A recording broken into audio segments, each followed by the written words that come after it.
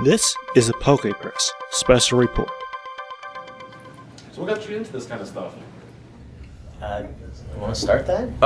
Okay. Well, so I have a background in acting. I mean, I went to school for it, went to NYU, have a degree in acting, and very few people, I think, set out to like, I'm gonna go be a voice actor.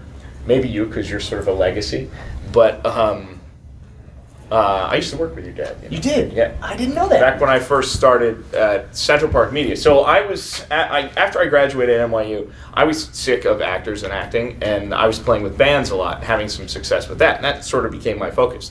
So after a while, played out a bunch and, made some albums and toured a little bit, and then the band split up, and I needed to get a job.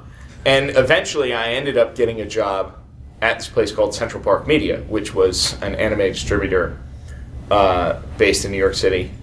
And this was 15 years ago, it was 2000, beginning of the year 2000. And I would start out as a producer. And, I quickly started directing also.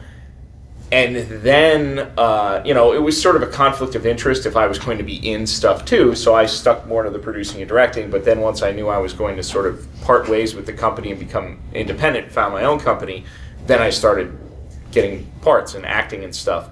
And being that I had hooked up all these studios in New York City with work for years, I got auditions from everybody, and I immediately got snatched up by 4 kids and started directing stuff for TV, like Saturday morning stuff that they had.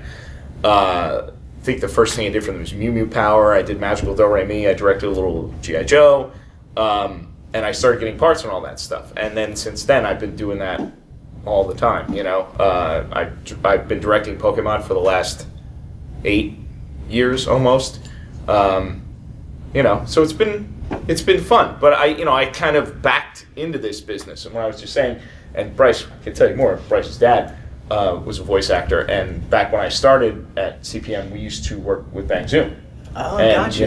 I remember seeing his name on the credits and stuff. So I never met any of those Bang Zoom actors, but, I would cast those guys and produce those things that, Eric would direct and whatnot. Gotcha. That's that's cool. It's a small world. Yeah, seriously. Small world. My dad was a voice actor. I was about 8 years old. He was working on Power Rangers. He was Rito Revolto, the skeleton dude on the Power Rangers. He had the exact opposite voice of me. He's like deep, and he played a bunch of monsters and big guys and stuff. So I was at work with him. They had all the rubber suits, so I used to love to go in and just watch. And at the end of his session, the director was like, "Hey, we need a kid's voice for a little bit." And my dad's like, "He's a kid, throw him in the booth." And that's how I started. Wow. So everyone gets into the industry differently. I just happened to be in the right place at the right time. But it's taken a lot of work since then to move forward and book the roles that I have and get to where I am now. This has been a PokePress special report.